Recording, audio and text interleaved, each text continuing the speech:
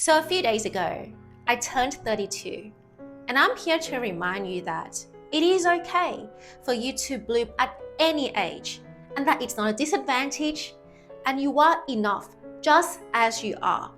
Because this journey is about you coming home to yourself. So therefore, regardless if you are 30, 40, 50, 60, 70s, or beyond, or you are in your 20s, you have the permission to be whoever the F you want to be and stay authentic to your true self. Because here's the thing, aging doesn't make you any less desirable unless you choose to feel undesirable. A lot of people on the internet seem to have this logic that once a woman goes beyond their 30s or beyond their 40s, they are less desirable in the dating market. Now that is kind of like the stats for entrepreneurs, where they say that majority of entrepreneurs fail every day, so therefore you can't succeed. And I get it that stats are stats, but what is true in your reality? When it comes to aging and being desirable in the job market or even in dating, it's not about how many years you've lived on planet Earth, but it's about how you have come home to yourself as you stay longer on this planet Earth. Have you been authentic to your true desires? Have you allowed yourself to say exactly what you feel without being apologetic about it? Have you allowed yourself to finally say no to the things that don't resonate with you as a woman who is finally blooming, and stay true to your values? Because if you made those incremental, tiny steps every day to just come home to yourself, then that is something that you should be extremely proud of. And that leads us to the second point, and that is there is no expiry date in pursuing your dream, especially your dream life. We tend to hear people say things like, but it's too late for me to start a YouTube channel. It's too late for me to enter this job market. It's too late for me to start doing the things that I love. And while in some industries, it's true that they only accept women in their 20s, but life is so much more than how you look on the outside. There are things about you that can make you so damn charismatic, beyond just how you dress, what your hairstyle is, how white your teeth is. Of course, those things play an important factor.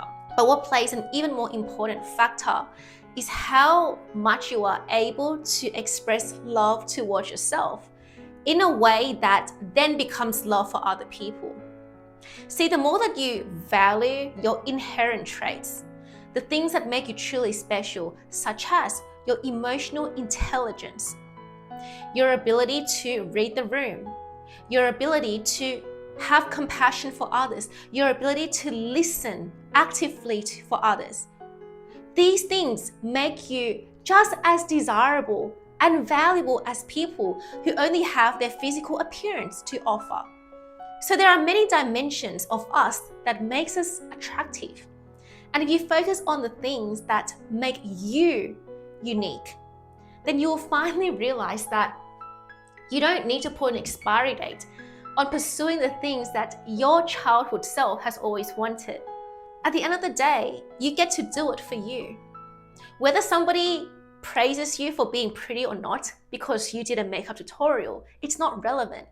The only thing that matters is that you make the start to living a fulfilling life. Pick up the camera and go and film that vlog that you've always wanted to do, to travel to that place that you've always wanted to go to start baking, to start crochet, to start pottery, to start planting, to start anything that your heart has always wanted to do, but you kept prioritizing your job, other people's demands, and other people's obligations to the point where you feel like your needs don't matter. So again, any skills can be learned at any age. Of course, it may take a bit slower at the beginning, but as you compound your momentum, you will start to see miracles enter your life, where people who have common interests as you come in to build lifelong friendships with you.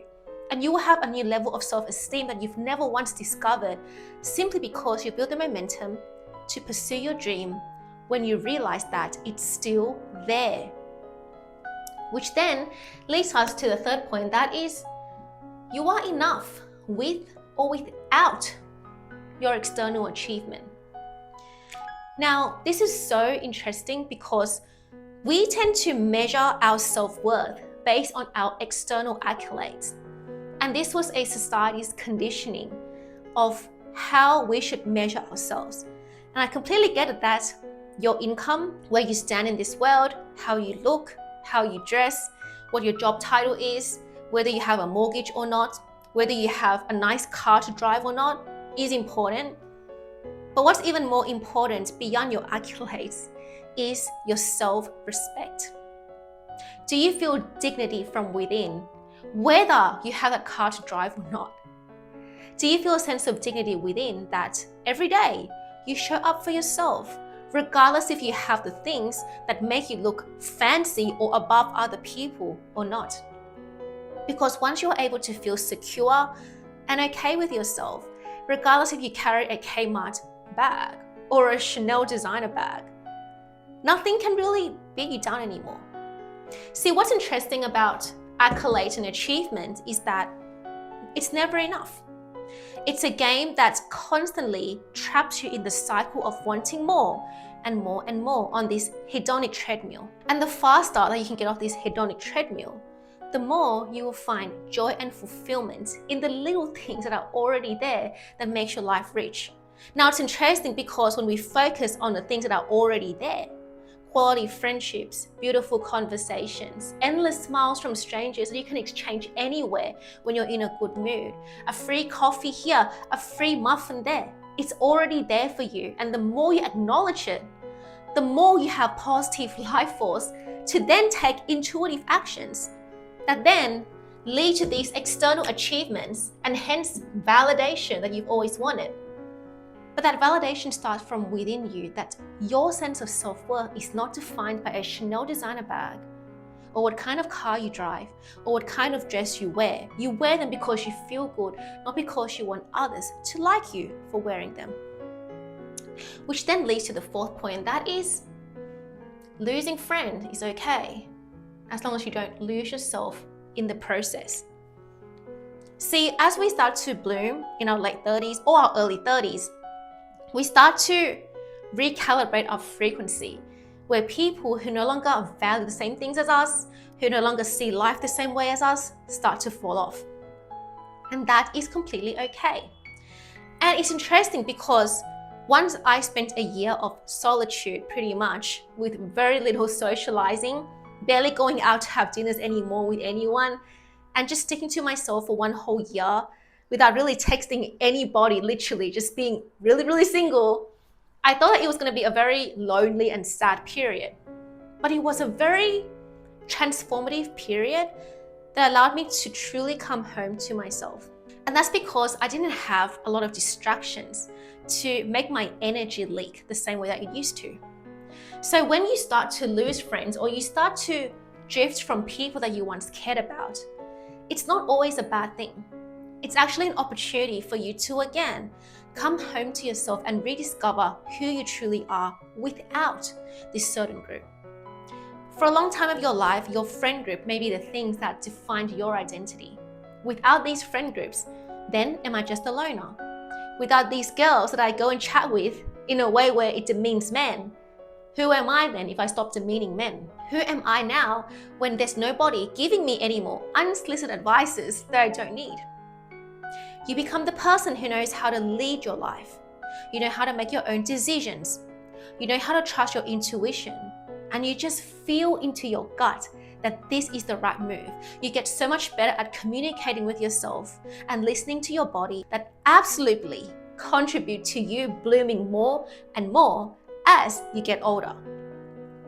Which then leads to the fifth point, and that is the person that you should earn respect from the most is yourself. And the reason being is because, at least for the whole of my 20s, I've spent so much time trying to earn respect from people outside of me. Whether that was mentors, trying to achieve certain financial status to prove my worth to others, trying to make my parents see that I'm enough because I've ticked these boxes, trying to fit in, trying to strive so hard so that I can finally have acceptance from my society, to then learn in the end that they didn't deserve that much energy from me. Because everyone is carrying some sort of baggage. And the people that have really prestigious job positions and fancy LinkedIn titles, they are not any less insecure than you. In fact, they are even more insecure than you. So for you to try and prove yourself to people outside of you is kind of like you repeatedly abandoning respect for yourself. When you don't respect yourself, your body keeps score. When you don't respect yourself, your inner child sees it. She knows when you have rejected yourself so that this person can finally like me. Your inner child knows when you have prioritized yourself as an option so that you can prioritize others as the pedestal. So therefore, I highly recommend that before you try to earn respect from anybody that you admire and respect, start with making self-honoring decisions that your future self will absolutely thank you for, because that will earn your respect. And once your self-respect tank compounds over time, then all the right people, the right opportunities have to come to you because you are resonant to those things. Which leads us to the final point, and that is self-love is a journey and not a destination.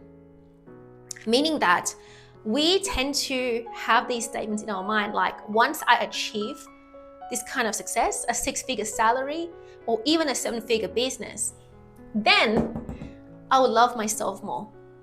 When I finally have a beautiful home by the ocean water, when I finally secure that big contract, when I finally have a ring and marry some guy that makes my Instagram look amazing, even though, yeah, we love each other, but he also makes my life look better amongst my friend group, let's admit it, then I'll finally accept myself more. But the more that we do this thing to ourselves where we delay our own self-love, we then make our life feel more empty. We make our life meaningless by constantly prolonging the gifts that we could give to ourselves. And that is learning to appreciate exactly where we stand in life. The fact that there's no ring here, it doesn't make you any less valuable than women who have a ring here.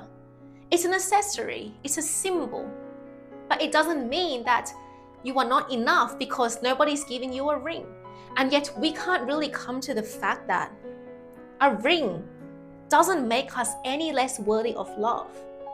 But because society has inherited in us as women that there's an expiry date, and if you don't have a ring, it means that you're unloved, that we start to buy into that BS and think that we're not worthy of love from this point right here, where we can love ourselves here. But we end up delaying and prolonging love until we get to this point for us to then give us just 1 point of love, when we can stack our love for ourselves every single day. And by the time we get to this day, we already gave ourselves 100 points of love. So what are we doing here? Why are we constantly not loving ourselves? So then now we're expecting somebody outside of us to please shower us with those affection and attention and care, when we are honestly capable of doing that for ourselves.